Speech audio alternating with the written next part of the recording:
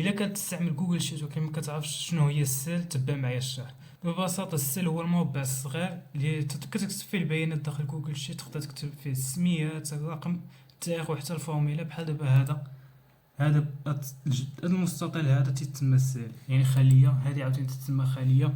اي وحده هنا تتسمى خليه. يعني فما تبغي تدخل شي معلومه ولا شي بيانات ولا شي حاجه، خصك تدخلها في شي خليه. بحال دابا هنايا نقدروا مثلا نجيو هنا نديرو نيم، ها هي سميات. نقدروا نجيو هنا نديرو مثلا 15 ارقام. نجيو هنا مثلا نديرو فورميلا. بحال دابا نديرو غير شي وحده سامبل، مثلا 5 نديروها في جوج، هي تا 12. كما تتعرفوا الفورميلا هنا تتعطيك النتيجة. هنا فين تكتب، هنا فين تيعطيك الفورميلا، الفانكشن اللي خدمتي بها.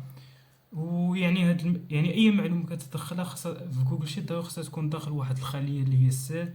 يعني السيل هي اصغر وحده داخل جوجل شيت، ومنها كيبدا اي جدول. يعني اي جدول لا باغي تبدا ضروري خاصها تبدا بواحد الخليه. يعني ضروري تعمر شي معلومه، شي عنوان، شي حاجه، شي ارقام، شي، المهم اي معلومه كما ما كانت ضروري تبدا بهذه الخليه هذه.